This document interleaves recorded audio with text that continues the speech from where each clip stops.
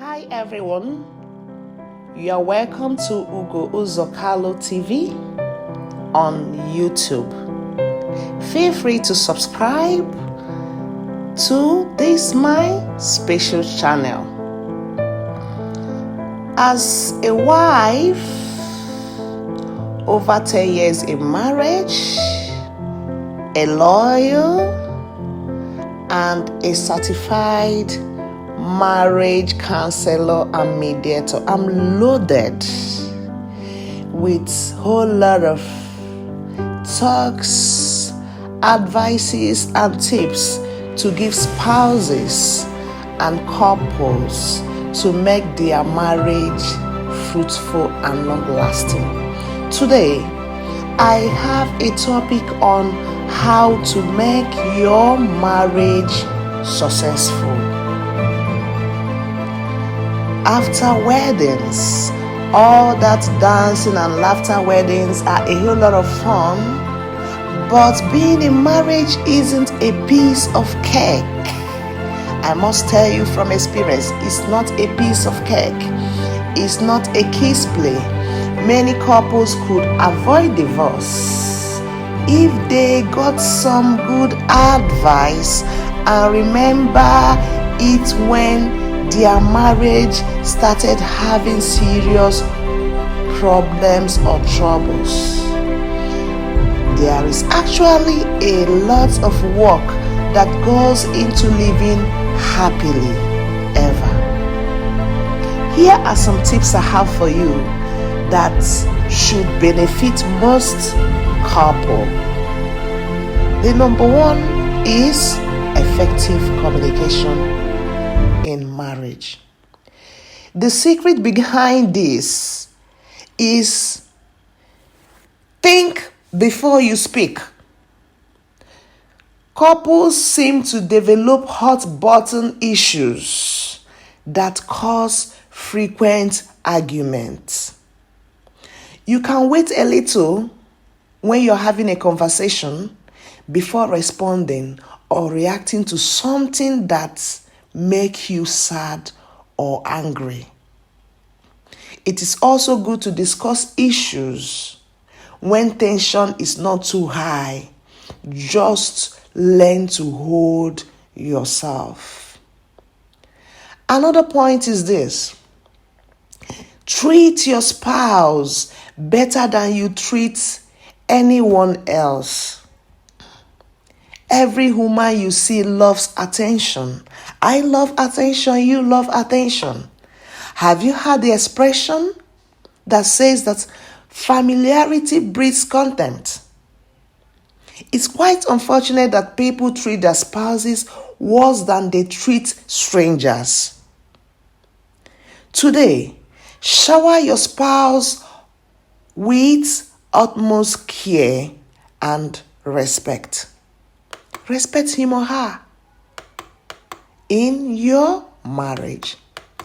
Another point is this: don't give up. Don't give up. There are good times in marriage and bad times. Even happy couples argue. The more you appreciate the good and try to forget the bad, the easier marriage life becomes. The more connection you feel towards your spouse.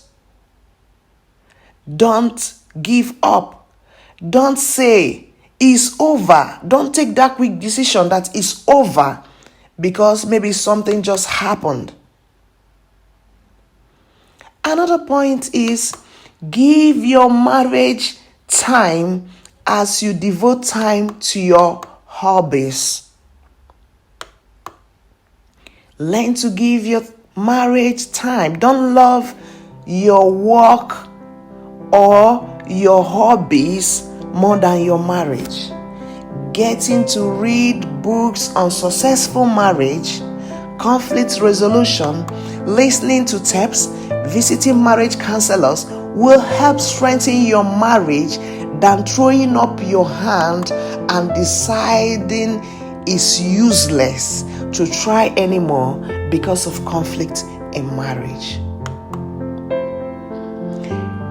Another one is look for things you like doing together. Look for things you can do together. Revive love. Marriage is partnership. If you do things separately, you will eventually grow apart. Things you can do together is business. Couples can do businesses together. Watching films, going to watch movies, reading articles on marriages together. Those things can help to revive your marriage. Learn to watch movies together. Discuss issues that can promote your marriage together. Another point is, don't think the grass is always greener on the other side. Don't be that couple that when something happens, you will say, I will leave this marriage. I'm going to leave this marriage. This marriage is going to end very soon. I'm tired of this marriage. Don't utter things like that. It may not be better the other side. Don't always think to quit without good reasons. Most people who leave their marriage for others still find the same problems there and regret not solving it at their first marriages. Don't always think divorce at first instance. Don't always think to leave your marriage or relationship. Try to build marriage relationships. Look out for strategies. Read books on how you can water and enhance your marriage to be sweet and fruitful than thinking, I'm going to quit. It's all over. Don't. Another point is this: don't sweat or dwell on little things. Learn to be patient. Learn to tolerate your partner, because you know that your partner is a different person. He or she comes from a different background and maybe has a different orientation about life. So you need to be patient to nurture your partner, to study your partner, to make him or her understand your strengths and weaknesses. Carefully pick your battles and let the other stuff slide. You don't pick battles on everything that happens. At times you let go. You let peace to lie. Be a peacemaker to your partner. Another point is this: compliment your spouse at least once a day. Yeah, oh yeah. Compliment your partner, because your partner is putting in a lot to make the marriage work, both physically, emotionally, spiritually, and otherwise. So you need to compliment your couple, your spouse. Compliment your spouse. Tell your spouse, I love you. Thank you so much. Thank you so much. Appreciate him or her. I thank God for having you. You are the best. I love you. You peck your spouse. You hug your spouse. You look into him or her eyes and say, I love you. I still love you. That refreshes the soul. Don't be a fighter in marriage. When you fight a lot, you destroy. You give room for things that are not good, negative things that are not good to happen in your marriage. Another thing, when you compliment your spouse, it leads to healthy relationship, and it's worth doing, it's worth having, it's worth experiencing. You can compliment your spouse through text messages, through love notes, and and that refreshes his or her soul. Because your spouse is doing so many good things on a daily basis that needs compliments. Another point is this: work hard with your spouse to create financial security. This is very important. Work hard with your spouse to create financial security. You need to be productive and supportive financially as a man or woman, because no woman wants to carry a burden alone. One of the benefits of marriage is the creation of a strong economic joint venture. That is why it's also good for couples to be partners in businesses, so that you can evaluate your income and be transparent to each other. As your finances grow, you celebrate together. It brings more peace and unity in marriage.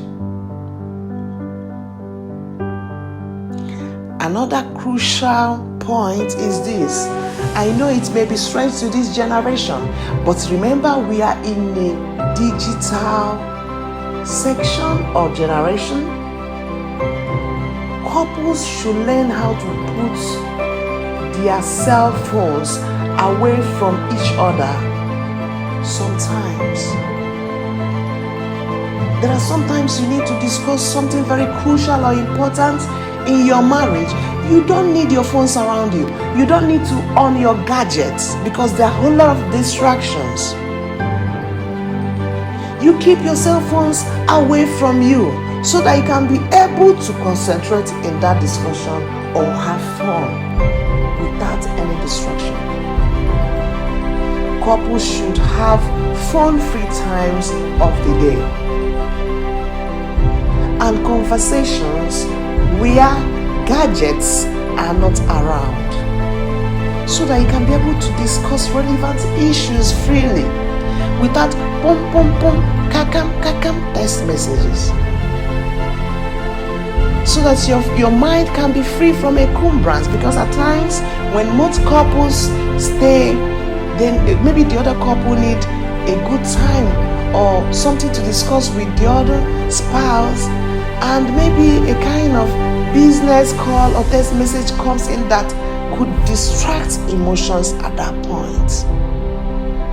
So it's always very good that couples should learn how to have a phone-free time or gadget-free time in their marriages or in a day. You can do it on a daily basis. Time to discuss about your welfare, about children, about crucial matters. You put your phones and gadgets off you. Thank you so much for listening. As you have subscribed for this channel, always visit Uzor Kalu TV on YouTube.